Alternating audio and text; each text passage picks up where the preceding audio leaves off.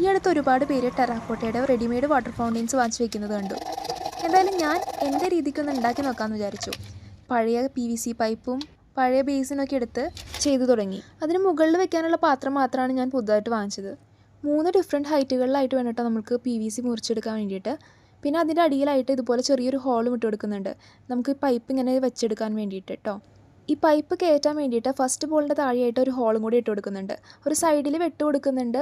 ഈ PVCയും ബോളും ഒക്കെ ഒട്ടിച്ചെടുക്കുന്നത് MC വെച്ചിട്ടാണ് കേട്ടോ. ഈ ബേസിനിലേക്ക് ഒട്ടിച്ചെടുക്കുന്നതും MC വെച്ചിട്ടാണ്. ഇനി MC കൊണ്ട് നിന്നില്ലെങ്കിലോ എന്ന് വിചാരിച്ചിട്ടാണ് ഞാൻ കുറച്ച് സിമൻറ്റ് അതിലേക്ക് ഒഴിച്ചു കൊടുത്തത്. അത് ഒഴിക്കണം എന്ന് നിർബന്ധമൊന്നുമില്ല, കാരണം MC കൊണ്ട് നിൽക്കുന്നുണ്ട്. ആ ബൗൾസിൽ കുറച്ച് സ്റ്റോൺസ് ആഡ് ചെയ്ത് കൊടുക്കുന്നുണ്ട്.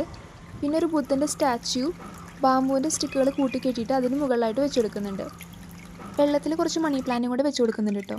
അപ്പോൾ നമ്മൾ കടയിൽ നിന്ന് വാങ്ങുന്ന അത്ര പെർഫെക്ഷൻ ഒന്നും ഇല്ലെങ്കിലും എനിക്കിഷ്ടപ്പെട്ടു. നിങ്ങളുടെ അഭിപ്രായങ്ങൾ കൂടി കമൻറ്റ് ചെയ്യുക.